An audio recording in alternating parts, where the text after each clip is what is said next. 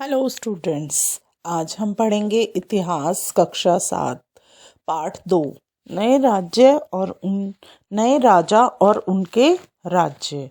तो बच्चों, पिछला पाठ जो हमने पढ़ा था वो पढ़ा था मध्य युग के बारे में, पाठ 1। उसमें आपने 750 ईस्वी से लेकर 1750 ईस्वी तक के बारे में हमने पढ़ा था।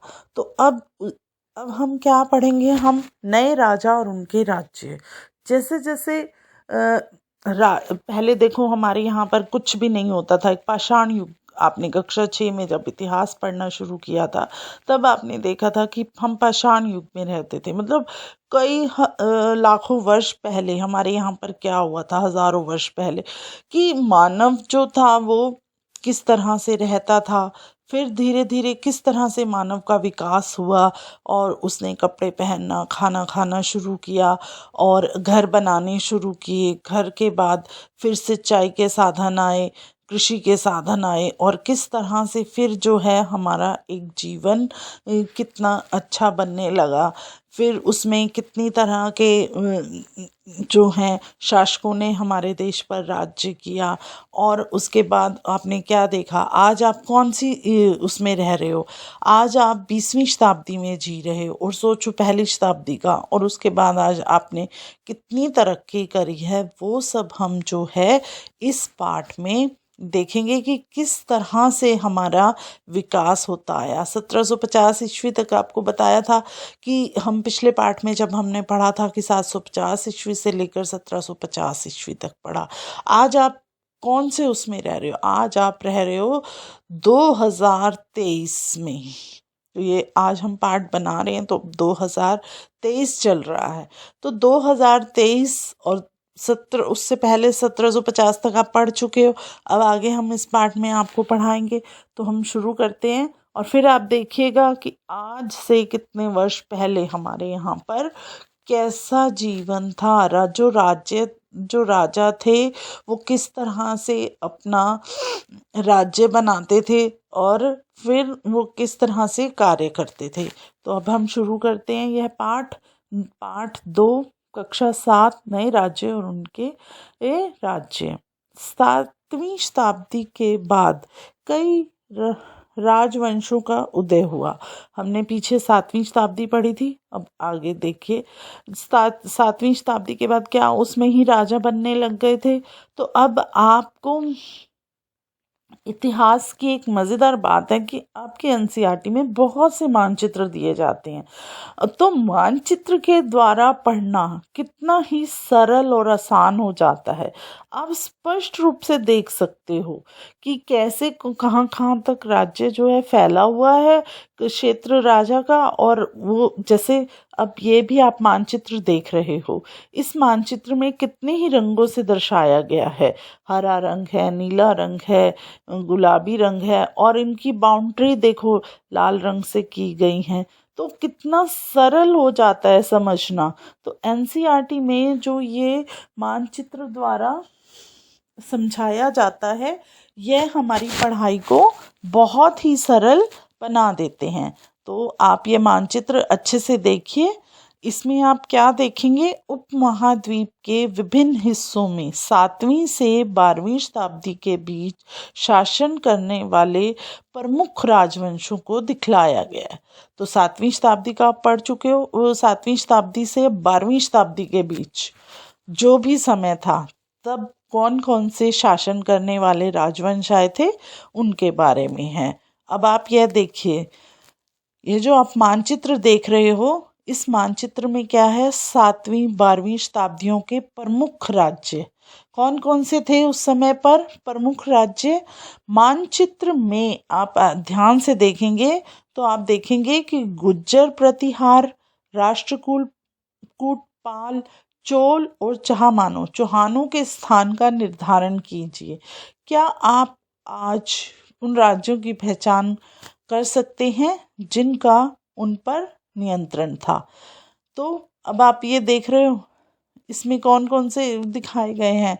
अब चोल आप देखो, इसमें कहाँ पर है? राष्ट्रकूट, इसमें सब अंकित किया गया है।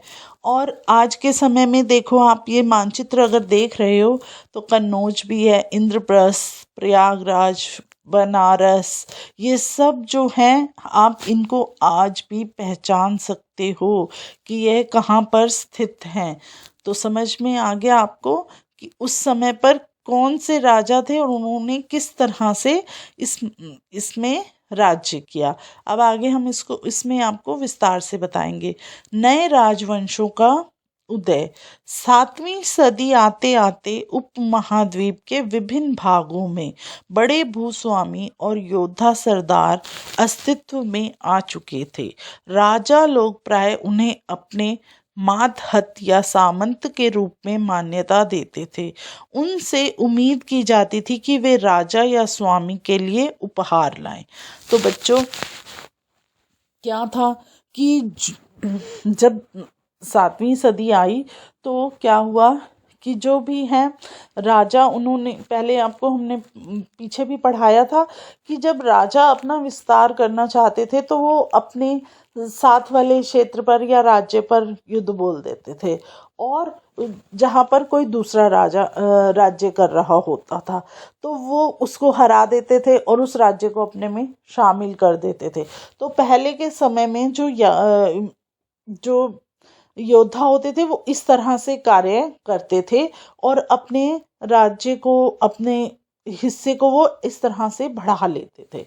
तो इसमें क्या था कि राजा लोगों जिनके पास अच्छा जैसे ज़मीन थी या औजार वगैरह अच्छे होते थे तो राजा क्या करते थे, उन लोगों को सामंत के रूप में मान्यता दे देते थे कि तुम अच्छी जाति के हो और अच्छे वो हो तो तुम हमारे यहाँ पर सामंत बन गए। तो जिनके पास धन दौलत पैसा ज़्यादा होता था उनको सामंत बना दिया जाता था। और फिर उनसे क्या उम्मीद की जाती थी कि जब भी राजा का दरबार लगे तो उनके यहाँ पर आए और उनके पास जैसे अगर हथियार हैं, हथियारों का काम करते हैं तो वो हथियार राजा को भेंट करके जाएं। उनका अगर कपड़ों का कारोबार है तो वो राजा को अच्छी अच्छी पोशाकें भेंट करके जाए।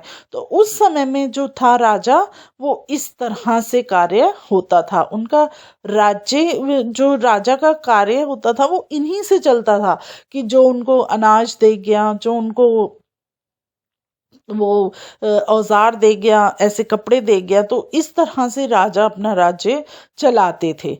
तो फिर क्या हुआ,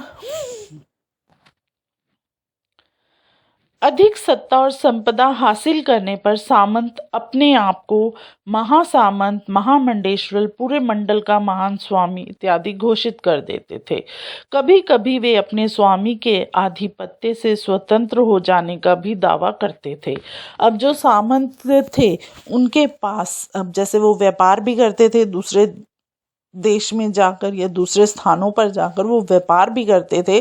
सामंत जो थे जब वो और अधिक सशक्त बन जाते थे, सशक्त मतलब उनके पास बहुत अच्छा धन होता था, बहुत अच्छी मात्रा में धन हो गया, औजार हो गए और ज़मीन हो गई, तो फिर वो क्या करते थे, वो अपने आप को उस क्षेत्र का ही स्वामी मान लेते थे और वो कहते थे कि अब हम किसी राजा के अंदर काम नहीं करेंगे, हम अपना अकेले में कार्य करेंगे।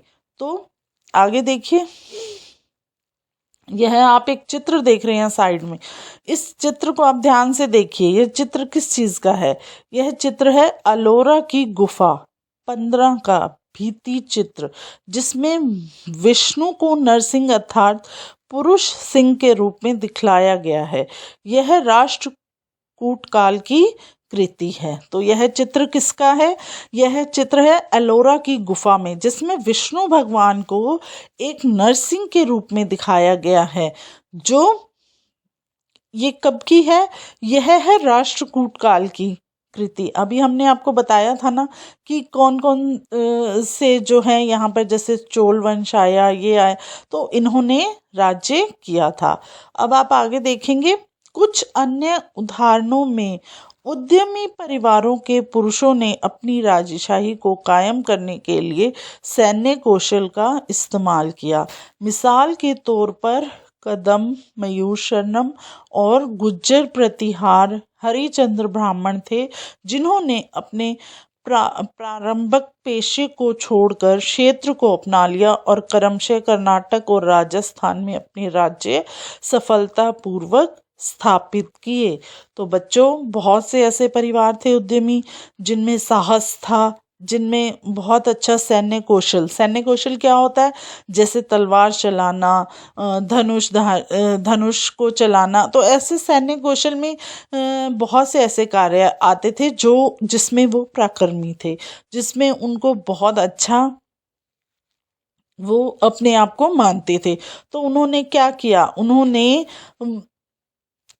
अपना पेशा छोड़कर और किसको अपना लिया था, बहुत से ऐसे इसमें बताया आपको, जैसे गुज्जर प्रतिहार हरिचंद ब्राह्मण थे, इन्होंने अपना परंपरागत, अब जैसे जो ब्राह्मण थे उन्होंने क्या किया, अपना पेशा ब्राह्मण का मंदिर में बैठकर पूजा पाठ का जो कार्य था उसको छोड़कर शस्त्रों को अपना लिया। और उन्होंने कहाँ पर सफलतापूर्वक राज्य किया, कर्नाटक और राजस्थान में। आगे देखें, राज्यों में प्रशासन। अब राज्यों में प्रशासन किस तरह से चला, आज के समय में क्या होता है, हमारे यहाँ सरकार बनती है, सरकार जो है वो राज्य में किस तरह के कार्य होंगे निर्धारित करती थी। तो उस समय कौन करता था, ये सब कार्य राजा करता था। इन नए राजाओं में से कईयों ने महाराजाधिराज, राजाओं के राजा, त्रिभुवन चक्रवर्ती, तीनों भुवों के स्वामी और इसी तरह की अन्य भारी भरकम उपाधियां धारण की। लेकिन इस तरह के दावों के बावजूद वे अपने सामंतों और साथ ही साथ किसान, व्यापारी तथा ब्राह्मणों के संगठनों के साथ अपनी सत्ता की साझेदारी करते थे। अब देखो, महाराजाधिराज, कोई भी ऐसे महाराजाधिराज नहीं बन सकता, उसके पास बहुत कुछ होगा तभी उसको जो है महाराजाधिराज की उपाधि दी जाएगी। और तीन भुवनों का स्वामी कितना सशक्त प्राणी होगा। तो और उनके पास बहुत सारी उपाधियां, मतलब वो बहुत ही समझदार पढ़े लिखे लोग। लेकिन इसके बावजूद उनको क्या हुआ, उन्होंने अपने यहाँ सामंत और किसान, जैसे किसान कौन थे, जो अपनी, जिनके पास बहुत ज़मीन होती थी और अच्छी फसलों की पैदावार करते थे, और व्यापारी जो दूसरे क्षेत्र में जाकर व्यापार करते थे, और ब्राह्मणों का भी एक बहुत ऊंचा दायित्व माना जाता था। तो उनके साथ उन्होंने अपने सत्ता की जो है साझेदारी की थी कि ये मेरी जो सत्ता, राजा उन्होंने बोला कि ये मेरी सत्ता में मेरे यहाँ पर ये सब मिलकर मेरे साथ कार्य करेंगे। अब आगे देखिए, इन सभी राज्यों में उत्पादकों अर्थात किसानों, पशुपालकों, कारीगरों से संसाधन इकट्ठे किए जाते थे। इनको अक्सर अपने उत्पादों का एक हिस्सा त्यागने के लिए मनाया या बाध्य किया जाता था। कभी कभी इस हिस्से को लगान मानकर वसूला जाता था, क्योंकि प्राप्त करने वाला भूस्वामी होने का दावा करता था। राजस्व व्यापारियों से लिया जाता था। अब आपने देखा, मैंने आपको पहले भी बताया कि जो भी जिनके पास अपना अच्छा क्षेत्र था, जैसे जो किसान थे जिन्होंने अपना एक डेयरी फार्म खोला हुआ था, बहुत सारे पशु रखे हुए थे, और कारीगर थे जो बहुत सुंदर बुनाई कढ़ाई, उस समय में बुनाई कढ़ाई बहुत अच्छे तरीके से की जाती थी, बारीकी काम होता था हाथ का। आज के समय में तो मशीनों का से कार्य होते हैं, उस समय जो भी ये कपड़ा बनाने का या कपड़ों पर कढ़ाई का, ये सब कार्य जो है हाथ से किए जाते थे। तो उस समय पर इन लोगों को मजबूर किया जाता था कि वो राजा के दरबार में आकर अपना सामान भेंट करें। और फिर इसको किस तरह से माना जाता था, लगान के रूप में। आपने बच्चों कुछ समय पहले एक लगान पिक्चर आई थी, मूवी आई थी, उसमें आपने देखा था कि किस तरह से वर्षा न होने पर लोग वहाँ पर कितने परेशान थे कि उनको जो है उनके घर में अनाज नहीं था। तो फिर उनसे जो है वो लगान मांगा गया था और फिर वो नहीं चुका सकते थे क्योंकि वर्षा नहीं हुई। तो अब वो किस तरह से लगान चुकाएं जो उन्होंने कर्जा लिया होता था अंग्रेजों से। तो अंग्रेजों के साथ उन्होंने एक शर्त रखी कि हमारे घरों में बस इतना ही अनाज है कि हम अगर आपको दे देंगे तो हमारे पास क्या बचेगा खाने के लिए। तो उन्होंने तब वहाँ पर एक क्रिकेट मैच हुआ, तो जिसमें हमारे जो है गांव के वासी जीत गए और अंग्रेज हार गए थे। तो फिर क्या हुआ, वो उनका अंग्रेजों ने लगान माफ कर दिया और वो क्षेत्र छोड़कर वहां से उनको जाना पड़ा। तो ऐसे ही इसमें अब आपको समझ में आ गया लगान क्या होता है। राजस्व जो है वो व्यापारियों से भी लिया जाता था। जो व्यापारी एक तो थे, ये सब पैदावार करते थे, खुद अपना सारा सामान तैयार करते थे। व्यापारी वो थे जो एक क्षेत्र से सामान को खरीद कर दूसरे जगह पर जाकर, दूसरे देश में जाकर जो है सामान का व्यापार करते थे, मतलब बेचकर आयात निर्यात का जो कार्य करते थे। तो अब समझ में आ गया, वो उस समय पर व्यापारी होते थे। आज के समय में भी ऐसे ही होता है बच्चों। आपने देखा होगा कि बहुत सा सामान हमारे भारत देश में बाहर से आता है और भारत देश का बहुत सा सामान है जो बाहर जाता है। अब आगे आप देखें 400 कर। तमिलनाडु में शासन करने वाले चोल वंश के अभिलेखों में विभिन्न किस्म के करों के लिए 400 से ज्यादा सूचक शब्द मिलते हैं।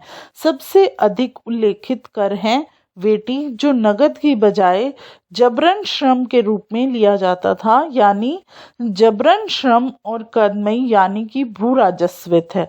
मकान पर छाजन डालने पर लगने वाले कर, खजूर या ताड़ के पेड़ पर चढ़ने के लिए सीढ़ी के इस्तेमाल पर लगने वाले कर, पारिवारिक संपत्ति का उत्तराधिकारी हासिल करने के लिए लगने वाले कर इत्यादि का भी उल्लेख मिलता है। अब बच्चों देखो, तमिलनाडु में कौन राज्य करता था? चोल वंश का जो है वहां पर शासन करते थे चोल वंश के तमिलनाडु में। तो वहां पर कितने ही कर हैं? 400 से भी ज्यादा कर वसूलने का था। उसमें से क्या थे? जबरन जो है श्रम, कि जिस व्यक्ति जो कर नहीं दे सकता, मतलब जो राजा को या वहाँ के राज्य का जो भी सामंत होता था या जो भी उच्च अधिकारी होता था, वो उसको कुछ अगर भेंट नहीं कर सकता था तो उसको पकड़कर जबरदस्ती उससे जो है कार्य करवाए जाते थे। तो और क्या करा जाता था, जो अपना, अब आज के समय में भी आपने देखा है कितनी तरह के कर हैं। हाउस टैक्स आप देते हो, रोड टैक्स आप देते हो, तो ऐसे बहुत से टैक्स हैं जो आज के समय में भी हैं। और ये देखो प्राचीन काल में, तो प्राचीन काल में किस तरह के टैक्स थे उस समय में, कर टैक्स को बोला जाता है। तो उस समय में किस तरह के थे ये आपने देखा कि अगर आपने, आज तो आपने हाउस टैक्स दे दिया, रोड टैक्स दे दिया, तो उस समय में क्या था? मकान पर छाजन डालने के लिए अगर आपने अपने घर में थोड़ा सा भी कुछ कार्य करवाया तो उसका कर दो आप अगर सीढ़ी लगाकर पेड़ पर चढ़कर फ्रूट फल तोड़ रहे हो उसके लिए कर दो। तो इस तरह से उस समय में 400 से भी ज्यादा वो जो थे सूचक शब्द थे टैक्स के। अब आप आगे देखें, क्या आज इनमें से भी कोई कर वसूले जाते हैं? तो देखिए, अब प्रशासन ने आज भी हमारे यहाँ पर लगाए हुए हैं। अब उस समय तो एक अगर मकान में थोड़ा सा कार्य हुआ तो कर दिया, लेकिन आज आप पूरे साल के लिए अपने घर का टैक्स भरते हो, आप सड़क पर गाड़ियाँ चलाते हो तो उनका टैक्स भरते हो, और इस तरह से हमारे यहाँ पर पूरे वर्ष का एक टैक्स लिया जाता है। तो आगे देखें, ये संसाधन राजा की व्यवस्था का वित्तीय आधार बनते थे। तो ये जो कर वसूला जाता था, ये ही राजा का जो है, इन्हीं से, इसी कर से ही राजा अपना जो है खजाना भरता था। साथ ही मंदिरों और दुर्गों का निर्माण के में भी इस्तेमाल होते थे। और जब राजा का खजाना भर जाता था तो राजा क्या करता था, उससे मंदिर का निर्माण करवाया, धर्मशाला बनवाई। इस तरह से जो है राजा इन कार्यों में फिर वो पैसा खर्च करता था।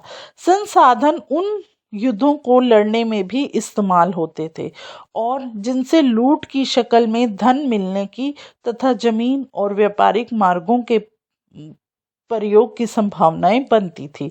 अब जब राजा युद्ध करता था तो युद्ध करने पर फिर वो वहाँ से पैसा भी लेके आते थे राजा, और संसाधन जैसे पशु उठा लिए वो उस राज्य से। तो इस तरह से जब वह दूसरे राज्य पर हावी हो जाते थे तो वहाँ से जो है उनका धन अपने में शामिल कर लेना, उनके पशु, उनकी ज़मीन को। तो इस तरह से जो है आगे व्यापार का जो है उनका बहुत अच्छा कार्य होने लग जाता था। राजस्व वसूली के लिए पदाधिकारियों की नियुक्ति सामान्यतः प्रभावशाली परिवारों के बीच से ही की जाती थी और प्रायः वंशानुगत होती थी। सेना में ऐसा भी होता था कि कई बार राजा के निकट संबंधी ही इन ओहदों पर होते थे। अब राजस्व वसूली के लिए मतलब अपने राज्य के अच्छी बेहतरी के लिए जो कर वसूल किया जाता था उसके लिए कुछ जो है अधिकारी नियुक्त किए जाते थे।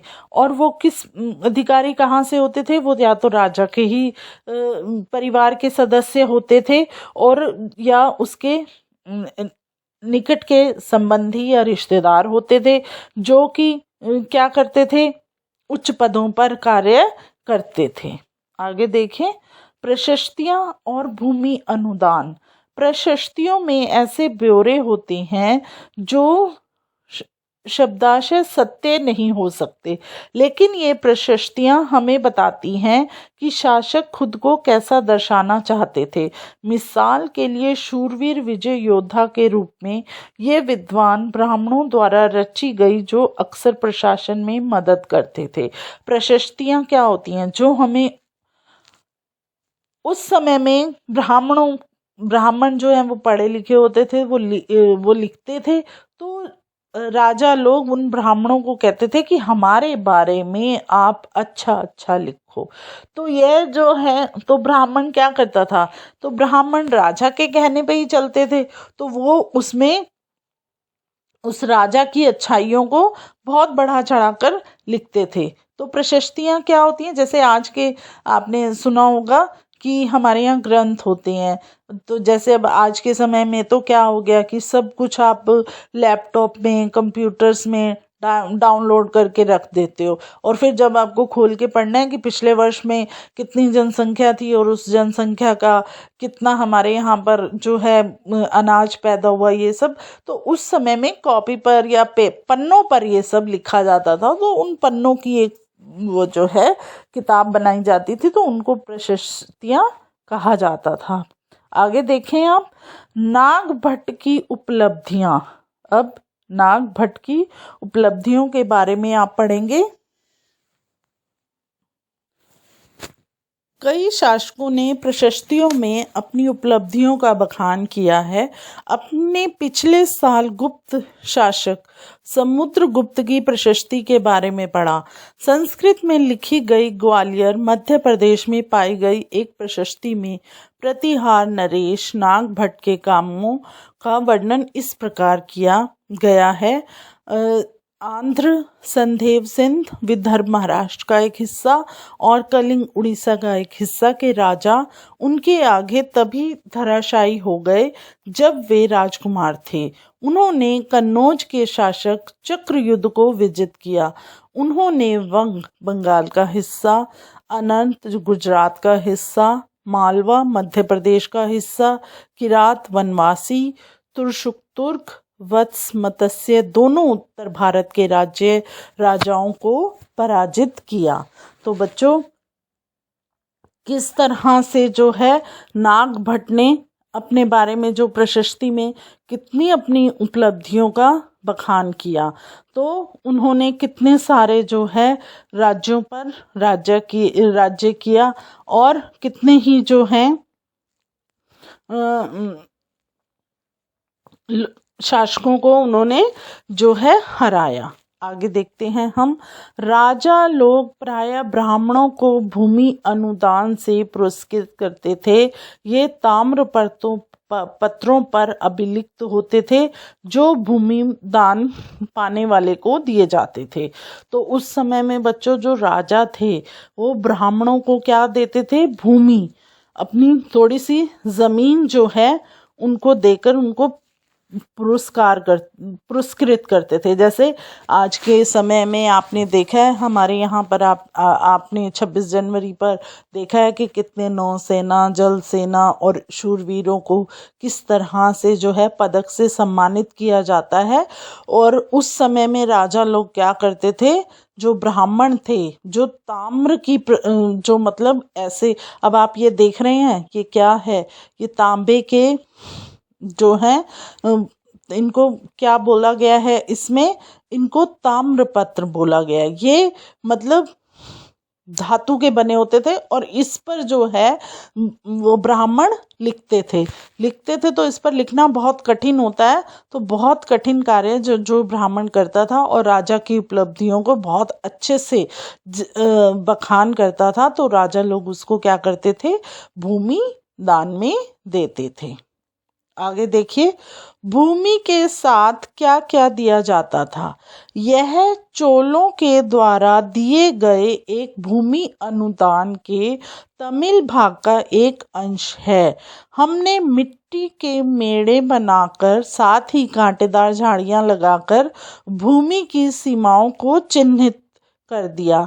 इस भूमि पर ये चीजें हैं: फलदार वृक्ष, पानी, भूमि, बगीचे और फलोद्यान, पेड़, कुएं, खुली जगह, चारागृह और एक गांव, बॉबी, चबूतरे, नहरें, खाइयां, नदियां, दलदली जमीन, हौज, अनागार, मछलियों के तालाब, मधुमक्खियों के छत्ते और गहरी झीलें। जिसे यह भूमि मिलती थी वह इससे कर वसूली करता था। वह न्यायाधिकारियों द्वारा जुर्माने के तौर पर लगाए गए कर वसूल करता था। पान के पत्तों पर लगने वाला कर, बुने हुए कपड़ों पर लगने वाला कर, साथ ही साथ वाहनों पर लगने वाला कर वसूल सकता है। वह पकी ईंटों के बने ऊपरी माले पर बड़े कमरे बनवा सकता है, बड़े और छोटे कुएं खुदवा सकता है, पेड़ और कांटेदार झाड़ियां लगवा सकता है, जरूरी हो तो सिंचाई के लिए नहर बनवा सकता है। उसे यह सुनिश्चित करना चाहिए कि पानी बर्बाद ना हो और तटबंधों का निर्माण हो।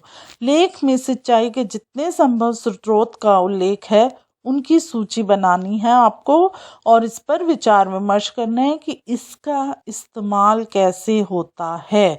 अब आपने देखा कि किस तरह से जो है उस समय पर क्या क्या जो है वो दिया जाता था। मतलब एक तो ब्राह्मणों को भूमि दे दी जाती थी और इसके बाद क्या किया जाता था, वो भूमि अगर उसने ले ली है तो वो उसके चारों तरफ मेड़ बना सकता है और दीवार खींच सकता है, कांटेदार झाड़ियां लगा सकता है कि ये जो है मेरी ज़मीन है। और इस ज़मीन पर वो क्या करता था, फल देने वाले पेड़ और फूलों का बगीचा, कुआं, खुली जगह भी रख सकता था। और फिर गाय भैंस जो है और खूब सारे पशु जो हैं वो वहाँ पर जाकर चारा खा सकते हैं। तो इस तरह से जो है वो इन सब चीज़ों को निर्माण कर सकता था। आगे आप देखें,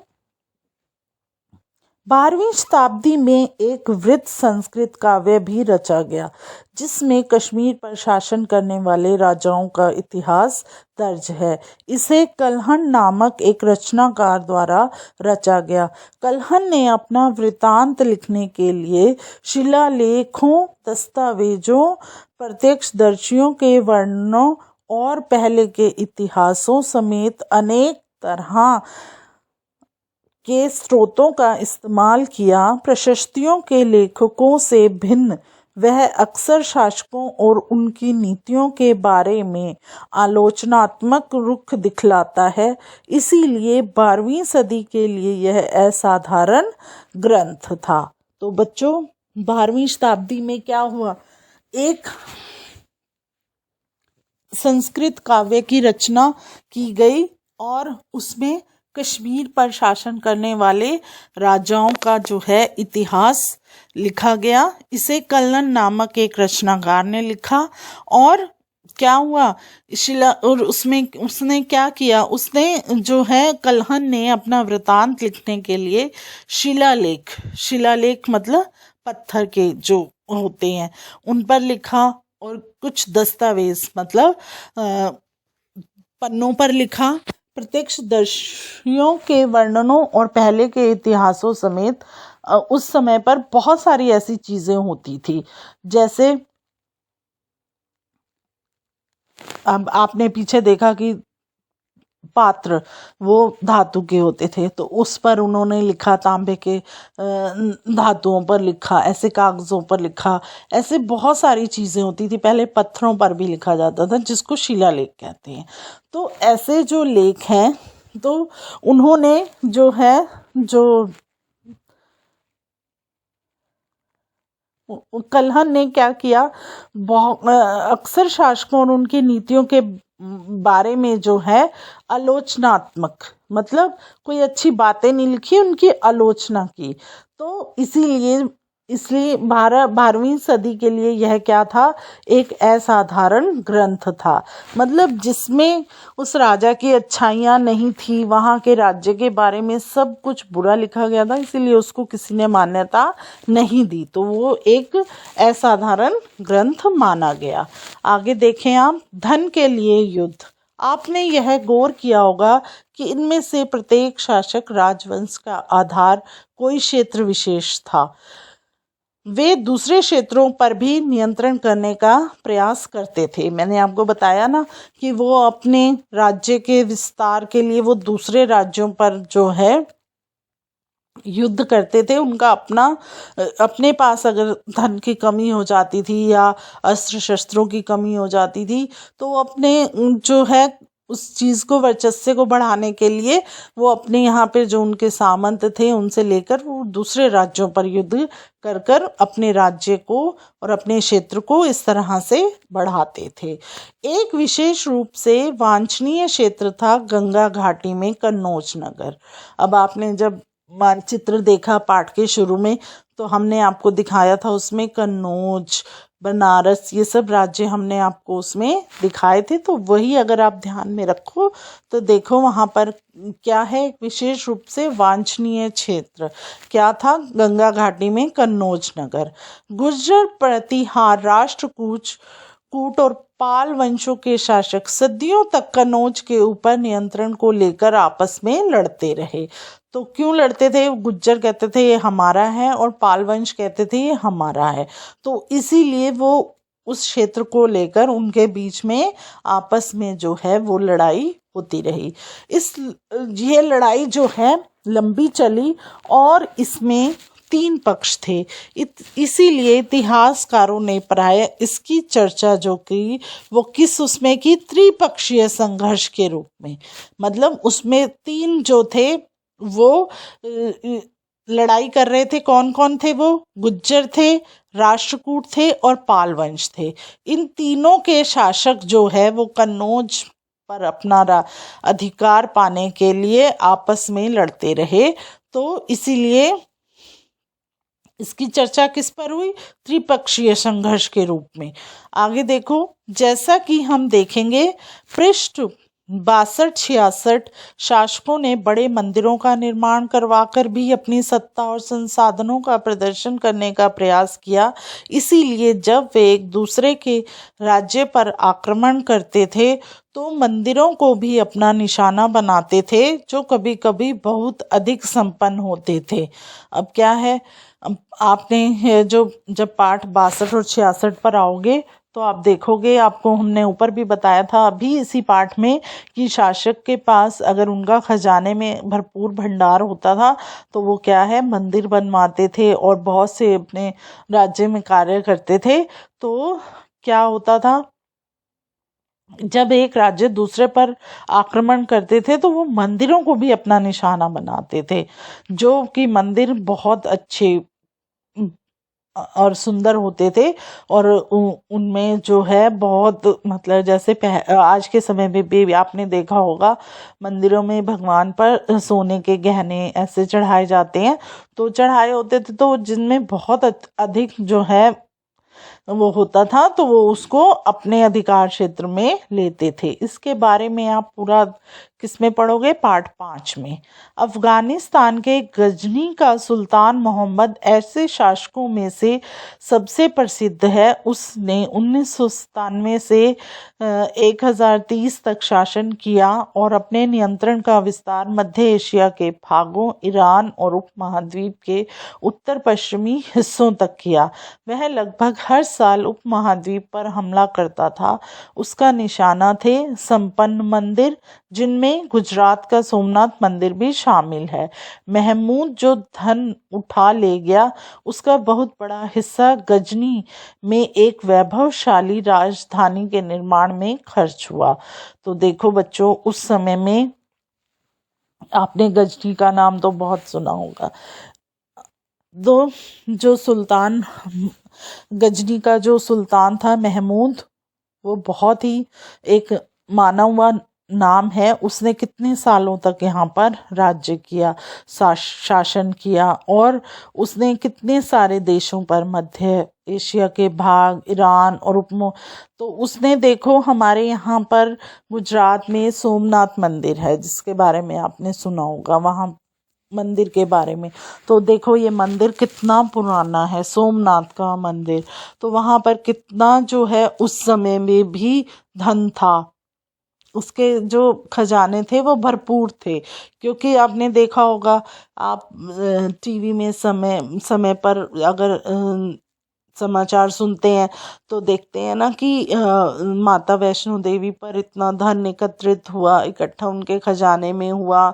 शिरडी के बारे में अगर आपने सुना है तो वहाँ पर कितना धन एकत्रित हुआ। तो ऐसे हमारे यहाँ पर बहुत से बड़े बड़े मंदिर हैं जिनमें हर वर्ष जब उनकी खजाने खोले जाते हैं मंदिरों के, तो वहाँ पर कितना चढ़ावा आता है, ये सब आपको समाचार में दिखाया जाता है।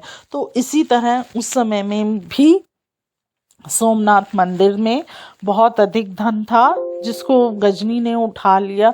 मतलब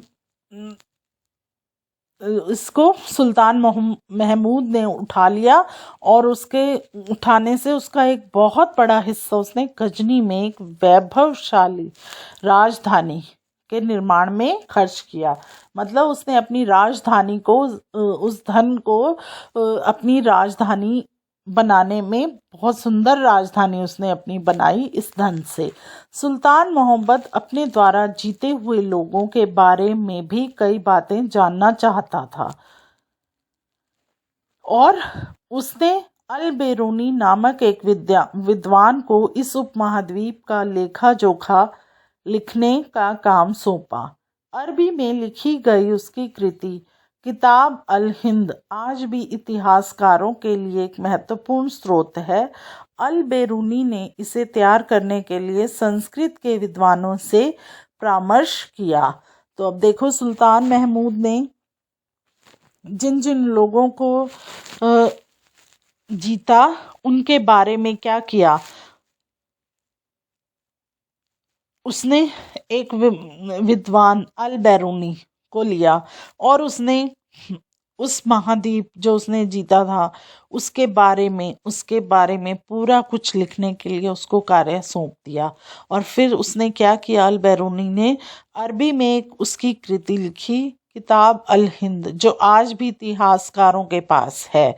अल बेरूनी ने इसे तैयार करने के लिए एक संस्कृत के विद्वान के साथ बैठकर वार्तालाप कर इसको लिखा। अब उसने अल बेरूनी ने भी अपने आप यह सारे कार्य नहीं किया।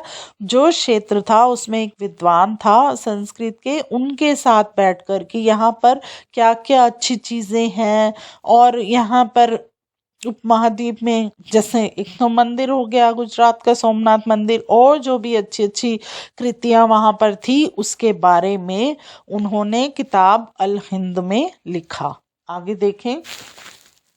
युद्ध करने वाले दूसरे राजाओं में चाहमान भी थे, जो बाद में चौहान के रूप में जाने गए। अब देखो, उस समय तो युद्ध अब शुरू हो गए थे, तो युद्ध में जो है चाहमान भी एक राजा थे, जो कि चौहान के रूप में जाने गए। वे दिल्ली और अजमेर के आसपास के क्षेत्र पर शासन करते थे। वो कहाँ शासन करते थे? दिल्ली और अजमेर के आसपास। उन्होंने पश्चिम और पूर्व की ओर अपने नियंत्रण क्षेत्र का विस्तार करना चाहा, जहां उन्हें गुजरात के चालुक्यों और पश्चिम उत्तर प्रदेश के गढ़वाल वालों से टक्कर लेनी पड़ी। चाहमानों का सबसे प्रसिद्ध शासक था पृथ्वीराज तृतीय। पृथ्वीराज तृतीय का जो वर्ष थे वो कौन से थे? 1168 से लेकर 1192, जिसने सुल्तान मोहम्मद गोरी नामक अफगान शासक को 1191 में हराया, लेकिन दूसरे ही साल 1192 में उसके हाथों हारा गया। अब जो था चौहानों को चाहमान जो राजा थे उस वो किसके रूप में जाने गए? चौहानों के रूप में। और उन्होंने कहाँ पर राज्य किया? उन्होंने दिल्ली और अजमेर के आसपास के क्षेत्रों पर शासन किया, और उन्होंने पश्चिम और पूर्व की ओर नियंत्रण क्षेत्र का भी विस्तार किया। विस्तार कैसे होता था? उस जैसे दिल्ली और अजमेर पर तो वो शासन कर ही रहे थे, उसके बाद उन्होंने अपनी पश्चिम दिशा की ओर बढ़े, पूर्व दिशा की ओर बढ़े। और कैसे बढ़े? वहाँ के जो आसपास पश्चिम और पूर्व की ओर जो राज्य थे, उन्होंने उन पर हमला बोला, उनसे जो है टक्कर ली, और जिससे क्या है, उन्होंने उनको अपने में शामिल कर लिया। अब आपने देखा कि पृथ्वीराज तृतीय जो है उन्होंने सुल्तान मोहम्मद गोरी को हराया, और फिर दोबारा वो उनके हाथों ही हार गए। पहले तो उन्होंने मोहम्मद गोरी को हरा दिया, और अगले ही साल मोहम्मद गोरी ने पृथ्वीराज तृतीय को हरा दिया। आगे देखें, चोल राज्य, नजदीक से एक नज़र। अब चोल राज्य है वो आप इसमें मानचित्र में आप देख सकते हो, और चोल राज्य और उसके पड़ोसी देश कौन कौन से हैं। अब ये आप जब मानचित्र आप अच्छे से देखोगे तो आपको और भी समझ में आ जाएगा जो आप पढ़ रहे हैं। आगे देखते हैं, उरैयूर से तंजावुर तक चोल वंश सत्ता में कैसे आया? अब चोल वंश जो था वो सत्ता में कैसे आए, इसके बारे में आप पढ़ेंगे। कावेरी डेल्टा में मुटियार नाम से प्रसिद्ध एक छोटे से मुखिया परिवार की सत्ता थी। वे कांचीपुरम के पल्लव राजाओं के मातहत थे। उरैर के चोल वंशीय प्राचीन मुखिया परिवार के विजयाल ने 9वीं सदी के मध्य में मुटियारों को हराकर इस डेल्टा पर कब्जा जमाया। उसने वहां तंजावुर शहर और निशुभ सुदिनी देवी का मंदिर बनवाया। अब देखो चोल वंश किस तरह से आए। कावेरी डेल्टा में मुटियार नाम से प्रसिद्ध एक जो है मुखिया का परिवार की सत्ता थी, और वो क्या थे? वो कांचीपुरम के पल्लव राजाओं के मातहत थे, मतलब उनके साथ वो कार्य करते थे। उरायूर के चोल वंशीय प्राचीन मुखिया परिवार के जो विजयालल ने 9वीं सदी के मध्य में मुटियारों को हराकर इस डेल्टा पर कब्जा किया था, और उसने वहां पर तंजावुर शहर और निशुभ सुदनी देवी का मंदिर बनवाया। जो भी राजा जो है जब जीत कर आता था तो वो बहुत ही एक अच्छा कार्य कर देता था, ताकि उसको याद किया जाए, उसका नाम वहाँ पर अंकित हो कि यह जो है इस राजा ने बनवाया है। आगे देखें, विजयाल के उत्तराधिकारियों ने पड़ोसी इलाकों को जीता। उसका राज्य अपने क्षेत्रफल तथा शक्ति दोनों रूपों में बढ़ाता गया। ऐसे ही करते थे, जब वो युद्ध करते थे अपने पड़ोसी इलाकों पर, तो वो अपना जो है राज्य का क्षेत्रफल बढ़ाते थे, शक्ति बढ़ाते थे। कैसे बढ़ती थी। एक तो जब वो जीत लेते थे तो राजा उनके आगे हार मान लेता था, तो वो क्या करते थे, उसको या तो बंदी बनाकर कारागार में डाल देते थे। तो इस तरह से उस समय राजाओं का हाल होता था। और दक्षिण और उत्तर के शायान, पांड्यान और पल्लव के इलाके इस राज्य का हिस्सा बना लिए गए। राज प्रथम, जो सबसे शक्तिशाली चोल शासक माना जाता है, 1985 में राजा बना और उसी ने इनमें ज्यादातर क्षेत्रों पर अपने नियंत्रण का विस्तार किया। उसने साम्राज्य के प्रशासन का भी पुनर्गठन किया। राज के पुत्र राजेंद्र प्रथम ने उसकी नीतियों को जारी रखा और उसने गंगा घाटी, श्रीलंका तथा दक्षिण पूर्व एशिया के देशों पर हमला भी किया। इन अभियानों के लिए उसने एक जल सेना भी बनाई। अब देखो क्या है कि किस तरह से जो है राजा कौन थे, राज। अब देखो राज जो थे वो प्रथम चोल शासक थे और वो बहुत शक्तिशाली थे और उन्होंने जो है बहुत से क्षेत्रों पर अपना नियंत्रण किया और अपने साम्राज्य का जो है एक वर्चस्व बनाया। और उनके पुत्र जो थे राज के राजेंद्र प्रथम, उन्होंने भी अपने पिता की ही नीतियों को जारी रखा और गंगा घाटी और श्रीलंका तथा दक्षिण पूर्व एशिया पर हमला भी किया। और उन्होंने इसके लिए क्या किया, एक जल सेना बनाई। आज के समय में भी बच्चों श्रीलंका का नाम है और देखो कितने युद्ध किए होंगे, कितने युद्ध हुए होंगे, और फिर भी आज के समय में श्रीलंका को आप अपने मानचित्र में देख सकते हैं। आगे आप देखिए भव्य मंदिर और कांस्य मूर्ति कला। राज और राजेंद्र प्रथम द्वारा बनाए गए।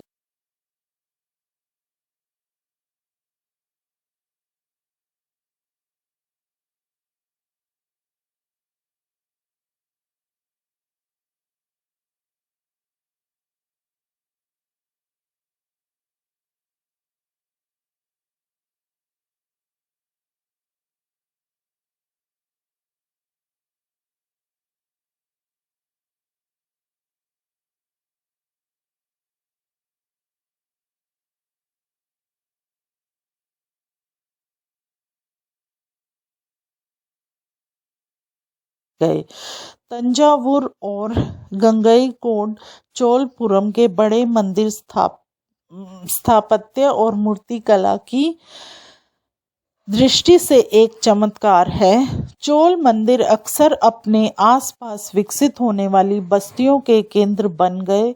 ये शिल्प उत्पादन के केंद्र थे। ये मंदिर शासकों और अन्य लोगों द्वारा दी गई भूमि से भी संपन्न हो गए थे।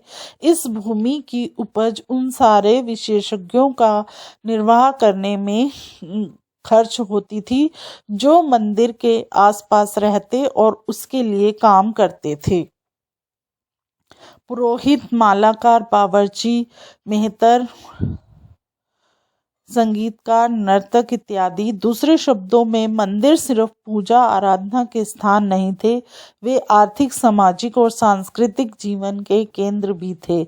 मंदिर के साथ जुड़े हुए शिल्पों में सबसे विशिष्टता कांस्य प्रतिमाएं बनाने का काम। चोल कांस्य प्रतिमाएं संसार की सबसे उत्कृष्ट कांस्य प्रतिमाओं में गिनी जाती हैं। ज्यादातर प्रतिमाएं तो देवी देवताओं की भी होती थी, लेकिन कुछ प्रतिमाएं भक्तों की भी बनाई गई थी। तो देखो आप ये प्रतिमा देख रहे हो और यह मंदिर देख रहे हो, कितना सुंदर मंदिर बनाया गया। और क्या था, ये मंदिर का क्या था, ये तंजावुर और गंगईकोंड चोलपुरम के बड़े मंदिर हैं। जो चोल वंश के राजा ने जो है ये मंदिर बनवाए, तो इन्होंने यहाँ पर शिल्पकारों को कार्य दिया। तो शिल्पकार थे जो शिल्पकार थे वो क्या थे, उनको जो है राजाओं ने अच्छी भूमि दान की थी कि आप इतना सुंदर जो उन्होंने भव्य मंदिर बनाया, तो क्या थे उनको अच्छा इनाम दिया गया।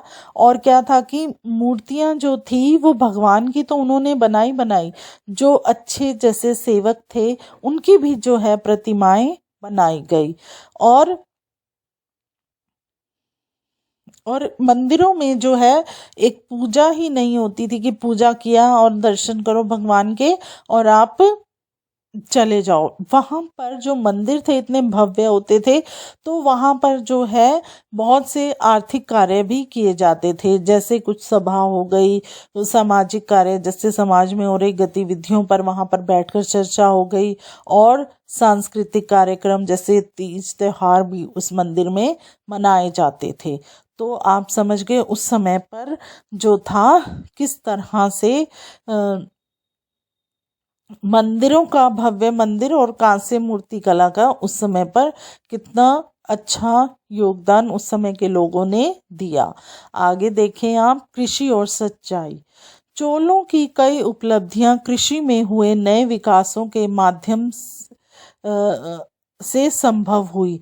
मानचित्र 2 देखिए, गौर कीजिए कि कावेरी नदी बंगाल की खाड़ी में मिलने से पहले कई छोटी छोटी शाखाओं में बट जाती है। ये शाखाएं बार बार पानी उलचीती हैं, जिससे किनारों पर उपजाऊ मिट्टी जमा होती रहती है। शाखाओं का पानी कृषि विशेषतः चावल की खेती के लिए आवश्यक आर्द्रता भी मुहैया कराता है। तो अब देखो, चोल वंश ने मंदिर तो बनवाए, कितनी सुंदर शिल्पकारों से मूर्तियां बनवाई, कितने भव्य मंदिर बनवाए, इसके साथ साथ उन्होंने कृषि के क्षेत्र में भी अच्छा योगदान किया, अच्छा विकास किया। अब आप देख सकते हो कि किस तरह से जो है कावेरी नदी बंगाल की खाड़ी में मिलने से पहले कितनी छोटी छोटी शाखाओं में बट गई। और आपको पता है कि जहाँ पर चावल की पैदावार होती है, वो चावल की मिट्टी को हमेशा गीला रखा जाता है, उसको सूखने नहीं दिया जाता है। तभी आपने कभी भी ऐसे आप देखोगे चित्र, या आप ने कई बार पिक्चरों में देखा होगा कि धान की खेती की जा रही है, चावल की खेती की जा रही है, तो कितना कितना पानी होता है। उसमें ही जो है किसान पानी के अंदर चल चल कर ही चावल की बुआई करते हैं। आगे देखें, हालांकि तमिलनाडु के दूसरे हिस्सों में कृषि पहले से ही विकसित हो चुकी थी, पर 5वीं और 6ठी सदी में आकर इस इलाके में बड़े पैमाने पर खेती शुरू हो पाई। कुछ इलाकों में जंगलों को साफ किया जाना था और कुछ दूसरे इलाकों में जमीन को समतल किया जाना था। डेल्टा क्षेत्रों में बाढ़ को रोकने के लिए तटबंध बनाए जाने थे और पानी को खेतों तक ले जाने के लिए नहरों का निर्माण होना था। कई क्षेत्रों में एक साल में 2 फसलें उगाई जाती थी। अब आप देख रहे हो कि किस तरह से कृषि जो है कई जगह पर तो पहले से ही विकसित हो गई थी, और कई जगह पर जो है बहुत बड़े पैमानों पर जो है खेती शुरू की गई। इसके लिए उन्होंने क्या किया, जंगल को काटा और वहाँ की ज़मीन को बिल्कुल प्लेन किया। और डेल्टा क्षेत्रों में क्या है, बाढ़ आ जाती थी, तो बाढ़ों को रोकने के लिए उन्होंने क्या किया, वहाँ पर तटबंध मतलब छोटे छोटे बांध बनाए। और फिर पानी को खेतों तक ले जाने के लिए उन्होंने नहरों का इस्तेमाल किया। तो उस समय पर नहरों का निर्माण होना पहली बार 5वीं और 6ठी सदी में ही नहरों का निर्माण किया गया था। और बहुत सी जगह ऐसी थी, जैसे कई बार तो साल में कुछ ज़मीन ऐसी होती है कि एक ही खेती उगाई जाती है, पर कई क्षेत्र वहाँ पर ऐसे थे जिसमें 2 फसलें तैयार की जाती थी। एक फसल तैयार हुई, उसको काट लिया, फिर ज़मीन की बुआई की और वहाँ पर दूसरी फसल को उगाया गया। तो समझ में आया आपको? आगे देखें आप, ये चित्र 4 में आप देख रहे हैं एक चोल कांस्य प्रतिमा, कितनी सावधानी के साथ उसे अलंकृत किया हुआ है।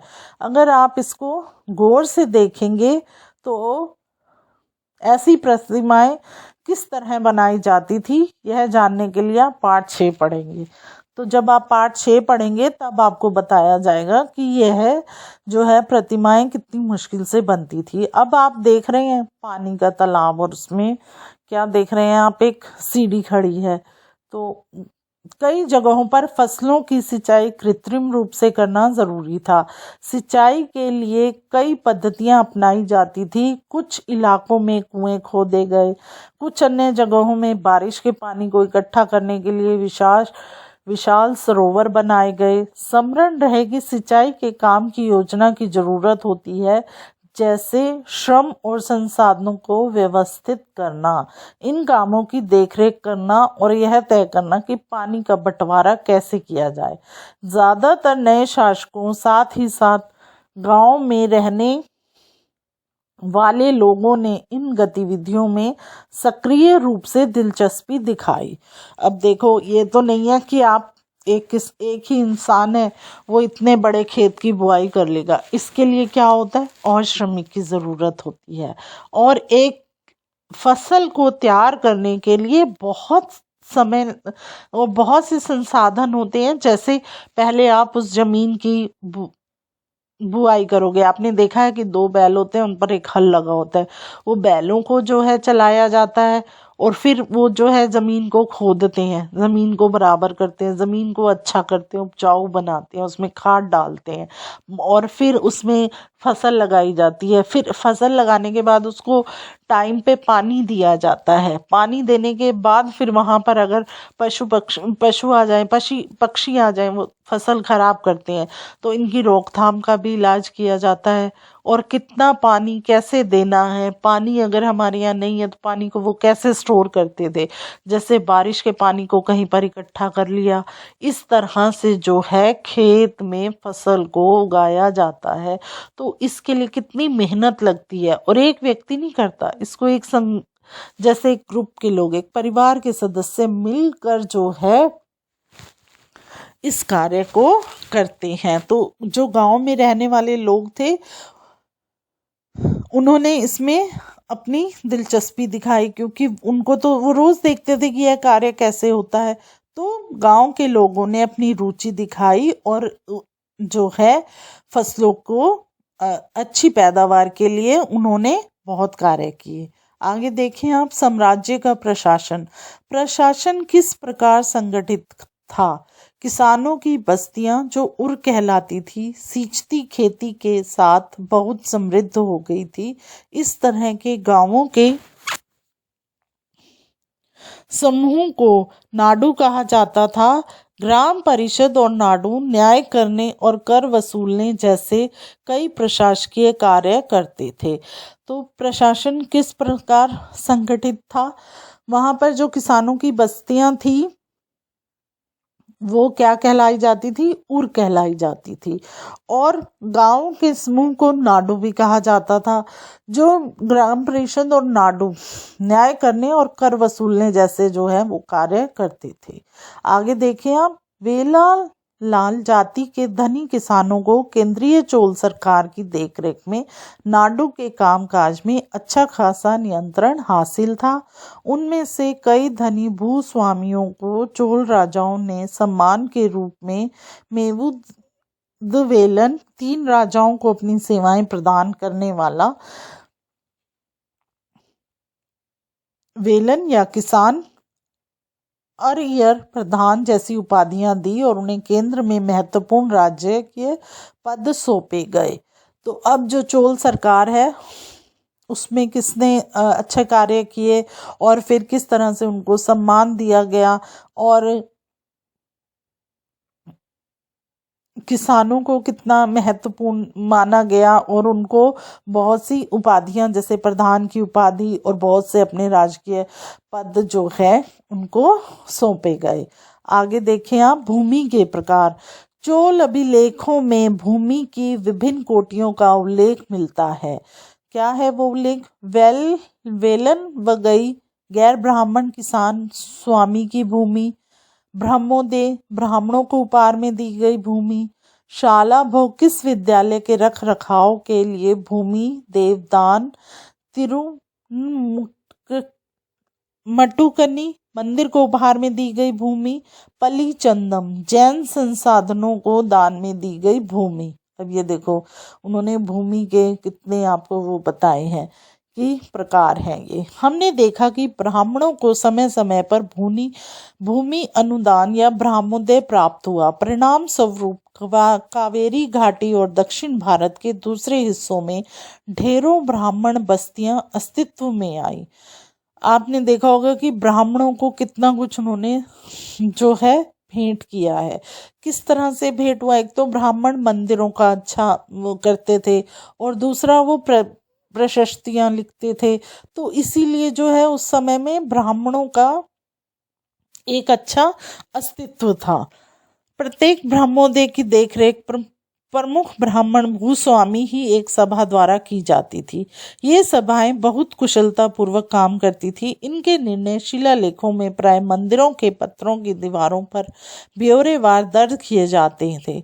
नगरम के नाम से ज्ञात व्यापारियों के संघ भी अक्सर शहरों में प्रशासनिक कार्य संपादित करते थे।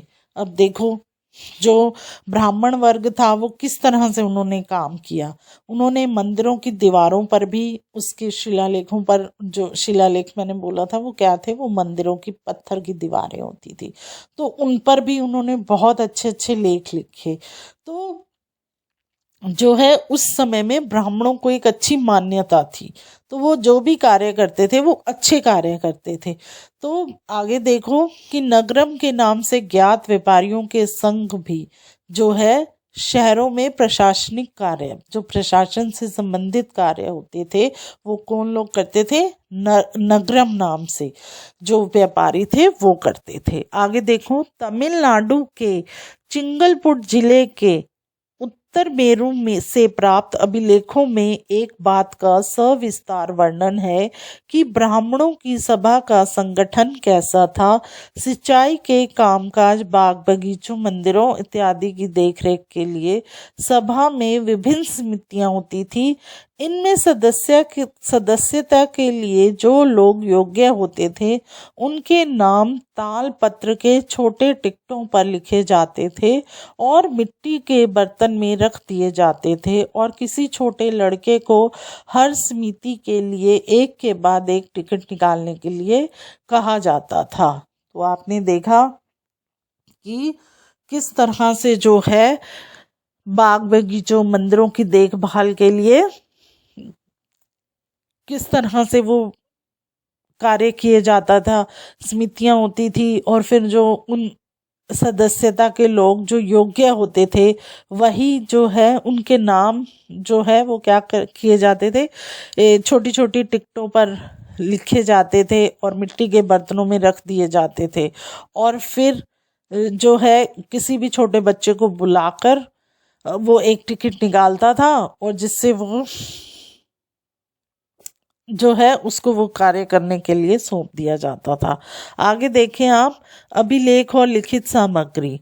उत्तर मेरू अभिलेख के अनुसार सभा की सदस्यता के लिए इच्छुक लोगों को एक ऐसी भूमि का स्वामी होना चाहिए जहां से भू राजस्व वसूला जाता था, और क्या होना चाहिए, उनके पास अपना घर होना चाहिए। उनकी उम्र जो है 35 से 70 वर्ष के बीच में होनी चाहिए। उन्हें वेदों का ज्ञान होना चाहिए।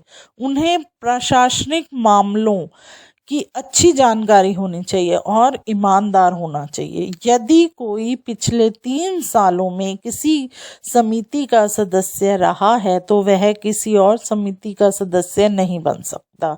जिसने अपने या अपने संबंधियों के खाते जमा नहीं कराए हैं वह चुनाव नहीं लड़ सकता। देखो बच्चों, कितनी शर्तें रखी गई थी।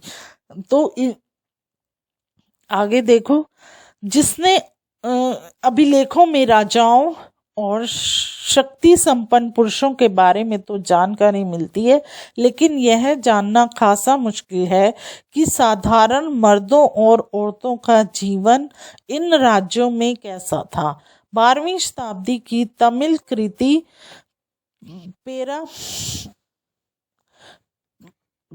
पेरिया पुराणम से एक उदाहरण है। अब देखो, आपने देखा कि कितनी शर्तें, अब आज के समय में भी अगर कोई व्यक्ति चुनाव क्षेत्र में खड़ा होता है, बच्चों ये बात आप ध्यान से सुनो, तो उसके लिए भी एक आयु सीमा है, उसकी भी पढ़ाई लिखाई को देखा जाता है और उसके भी कार्यों को देखा जाता है। तो आज उस समय और आज के समय में भी आप देख रहे हैं कि कितनी जो है ये बातें इससे मेल खाती हैं। आगे देखो, अरनूर की सरहदों पर फूस की पुरानी छाजनों वाली छोटी छोटी झोपड़ियों से अंटा पड़ा पुलाया एक ऐसा समूह जिसे ब्राह्मण और वेलालल प्रतिष्ठित समाज के बाहर मानते थे, लोगों का एक छोटा सा पुरवा था जिसमें ओछे किस्म के पेशों में लगे खेतीहर मजदूर रहते थे। चमड़े की पट्टियों से घिरे हुए झोपड़ियों के अहातों में छोटे मुर्गे मुर्गियां झुंडों में घूमते रहते थे। गहरे रंग के बच्चे जो काले लोहे के कंगन पहने हुए थे छोटे पिल्लों को उठाए उछलते चल रहे थे। मरूद पेड़ों की छाया में एक मजदूरनी ने अपने बच्चे को चमड़े की एक चादर पर सुला दिया। आम के पेड़ भी थे जिनकी शाखाओं पर नगाड़े लटके हुए थे और नारियल के पेड़ों के बीच पेड़ों के नीचे जमीन में बने छोटे गड्ढों में छोटे सिरों वाली कुतिया पिल्लों को दूध पिलाने के बाद लेटी हुई थी। लाल कलगी वाले मुर्गों ने पौ फटने से पहले तगड़े पुलिया का बहुवचन को दिन में काम पर जाने को की हाँक लगाते हुए बांग दे दी। धान कूटती लहरदार बालों वाली पुलिया स्त्रियों के गाने की आवाज रोजाना कांजी वृक्ष की छाया में फैलती थी।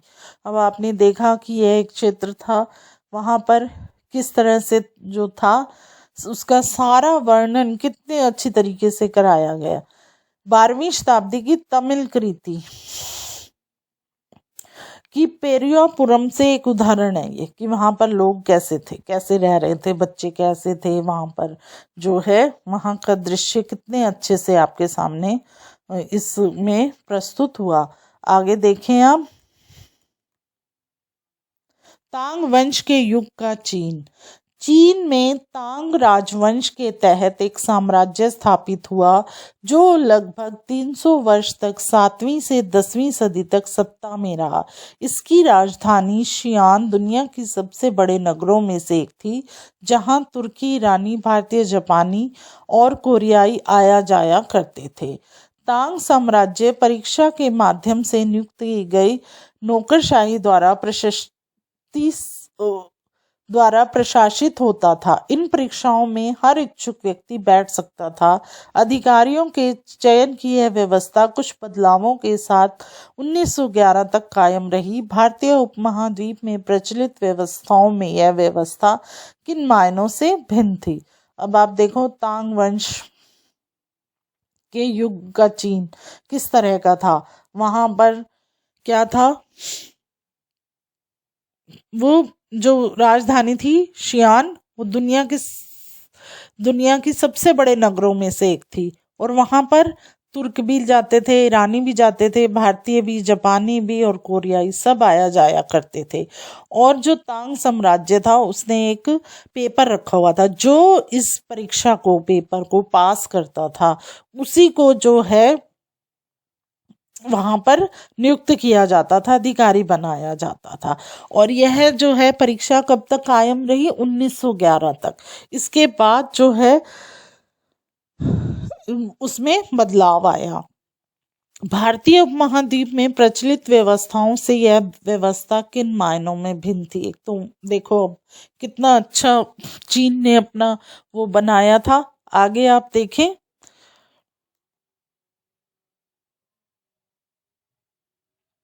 अब आप इसमें आगे, अब आपने यह पाठ देखा, सारा हमने आपको यह पाठ पढ़ाया, तो इस पाठ में आपने क्या देखा कि उस समय में कुछ बातें ऐसी थी जो हमारे आज के समय से भी मेल खाती हैं। तो बच्चों, यह पाठ आपको अच्छे से समझ आया होगा। मानचित्र में आपने देखा कि कौन से क्षेत्र ऐसे थे जिनके नाम आज भी वही हैं। तो हमारा जो इतिहास है वो हमारे जो लिए है वो एक महत्वपूर्ण विषय है। बच्चे डर जाते हैं कि इतिहास को हम नहीं पढ़ना, हमें हमारे लिए कठिन विषय है। लेकिन अगर आप इसको अच्छे से समझेंगे तो आपको यह बहुत ही सरल लगेगा। तो चलो अब हम इस पाठ का प्रश्न अभ्यास करते हैं। प्रश्न अभ्यास में पहला प्रश्न है, जोड़ा बनाओ। गुर्जर प्रतिहार, इसके आप मिलान करेंगे गुजरात और राजस्थान। आगे है राष्ट्रकूट, इसका मिलान करेंगे आप पश्चिम दक्कन। फिर है पाल, इसका मिलान होगा बंगाल। चोल, चोल का मिलान होगा तमिलनाडु। तो समझ में आया आपको, यह मिलान करो। आगे देखें। अगला प्रश्न है प्रश्न 2, त्रिपक्षीय संघर्ष में लगे 3 पक्ष कौन कौन से थे? तो इसका उत्तर है त्रिपक्षीय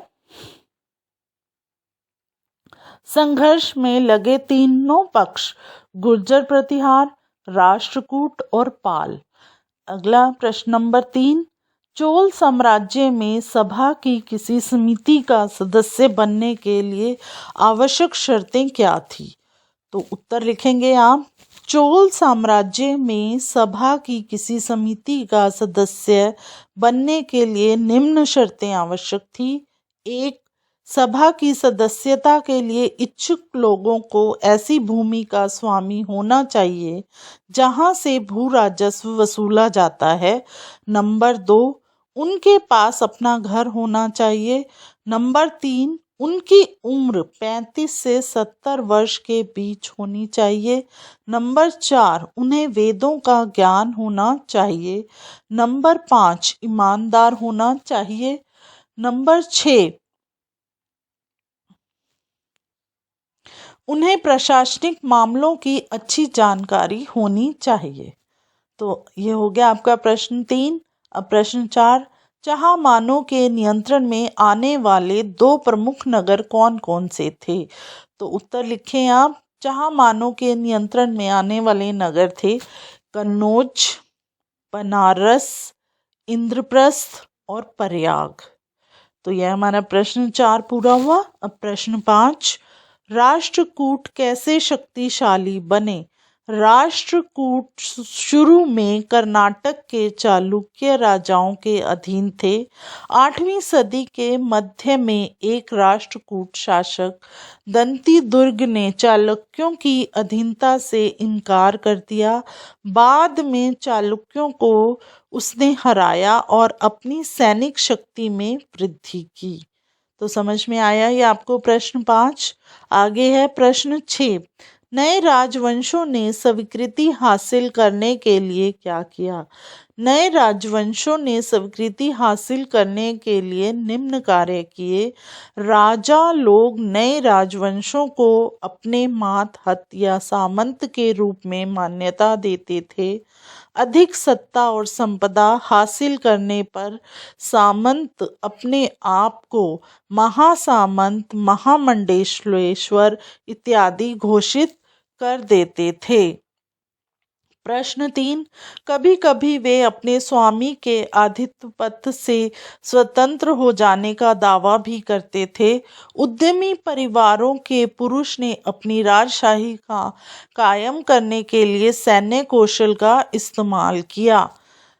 यह आपका प्रश्न 6 पूरा हुआ। अब प्रश्न 7 देखिए, तमिल क्षेत्र में किस तरह की सिंचाई व्यवस्था का विकास हुआ? तमिल क्षेत्रों में, उत्तर लिखेंगे आप, तमिल क्षेत्रों में सिंचाई व्यवस्था का विकास निम्न प्रकार से हुआ। प्राकृतिक झीलों से सिंचाई की व्यवस्था की गई। अनेक नहरों को निर्मित किया गया। कई तालाबों और हौजों को निर्मित किया गया। अनेक क्षेत्रों में नए कुएं खुदवाए गए। तो बच्चों यह हमारा प्रश्न 7 पूरा हुआ। अब प्रश्न 8 देखें आप, चोल मंदिरों के साथ कौन कौन सी गतिविधियां जुड़ी हुई थी? चोल मंदिरों, उत्तर लिखें, चोल मंदिरों के साथ निम्नलिखित गतिविधियां जुड़ी हुई थी। नंबर 1, चोल मंदिर अक्सर अपने आसपास विकसित होने वाली बस्तियों के केंद्र बन गए। नंबर 2, ये शिल्प उत्पादन के केंद्र थे। नंबर 3, ये मंदिर शासकों और अन्य लोगों द्वारा की गई भूमि से भी संपन्न हो गए थे। नंबर 4, मंदिर के लिए काम करने वालों में पुरोहित, मालाकार, बावर्ची, मेहतर, संगीतकार, नर्तक इत्यादि प्रमुख थे। नंबर 5, मंदिर सिर्फ पूजा आराधना का ही केंद्र नहीं थे, बल्कि आर्थिक, सामाजिक और सांस्कृतिक जीवन के केंद्र भी थे। अब आपने यह सारे प्रश्न उत्तर किए। अब आप आगे देखें। मानचित्र 1 को दोबारा देखें और तलाश करें कि जिस प्रांत में आप रहते हैं उसमें कोई पुरानी राजाओं के राज्य थी या नहीं। तो उत्तर है, मानचित्र 1 का अध्ययन करने से ज्ञात होता है कि जिस राज्य में हम रहते हैं वहाँ इंद्रप्रस्थ नामक राजशाही स्थापित थी, जिसे हम दिल्ली के नाम से जानते हैं। इसके अतिरिक्त अन्य राजशाही और वर्तमान प्रांत का नाम इस प्रकार से है। तो राजशाही और वर्तमान नाम का प्रांत देखें आप, गुर्जर प्रतिहार गुजरात, पश्चिम मध्य प्रदेश, पाल जो है वो बंगाल और बिहार है, उत्तकाल उड़ीसा है, पूर्वी चालुक्य आंध्र प्रदेश, राष्ट्रकूट महाराष्ट्र, उत्तरी कर्नाटक, चोल तमिलनाडु। फिर है चेर केरल, पांडव दक्षिण तमिलनाडु। जिस तरह के पंचायती चुनाव हम आज देखते हैं उनसे उत्तर मेरु के चुनाव किस तरह से अलग थे। अब उत्तर लिखेंगे आप, वर्तमान समय के पंचायती चुनाव और उत्तर मेरु के चुनाव, ऐसे आप 2 कॉलम बनाइए। वर्तमान समय के पंचायत चुनाव में आप लिखेंगे सार्वभौमिक वयस्क मताधिकार के चुनाव और मतदाता अपने पसंद के उम्मीदवारों को मत देता है। और उत्तर मेरु के चुनाव लॉटरी पद्धति द्वारा विभिन्न समितियों के सदस्य चुने जाते थे। चुनाव पूर्ण रूप से प्रत्याशियों के भाग्य पर निर्भर था। तो समझ में आया यह आपको प्रश्न 10। अब आप देखें आगे प्रश्न 11। इस अध्याय में दिखलाए गए मंदिरों से अपने आसपास के किसी मौजूदा मंदिर की तुलना करें और जो समानताएं या अंतर आप देखते हैं उन्हें बताएं। तो उत्तर है असमानताएं। इस अध्याय में दिखलाए गए मंदिर द्रविड़ शैली के स्थापत्य कला द्वारा निर्मित हैं, लेकिन वर्तमान के अधिकांश मंदिर बेसर शैली स्थापत्य कला द्वारा निर्मित हैं। बेसर शैली में द्रविड़ और नागर शैली का सम्मिश्रण होता है। समानताएं, इन दोनों मंदिरों में समानता यह थी कि इन दोनों मंदिरों के गर्भगृह में ही मूर्ति स्थित होती है। तो समझ में आया आपको। आगे देखें आप, आज के समय में वसूले जाने वाले करों के बारे में जानकारी हासिल करें। क्या ये नकद के रूप में है, वस्तु के रूप में है या श्रम सेवाओं के रूप में है। तो आप उत्तर लिखें। वर्तमान समय में प्रत्यक्ष कर और अप्रत्यक्ष कर के रूप में कर वसूल किए जाते हैं। प्रत्यक्ष कर के रूप में आयकर, संपत्ति कर, उत्तराधिकारी कर, मृत्यु कर आदि। अप्रत्यक्ष कर के रूप में उत्पादन शुल्क, बिक्री कर आदि प्रमुख हैं। वर्तमान समय में सभी कर नकद अथवा चेक के द्वारा जमा किए जाते हैं तथा किसी भी कर का भुगतान वस्तु के रूप में अथवा श्रम सेवाओं के रूप में नहीं लिया जाता है। तो बच्चों, यह आपका प्रश्न अभ्यास भी पूरा हुआ। अब हम आपको पाठ 3 पर मिलते हैं।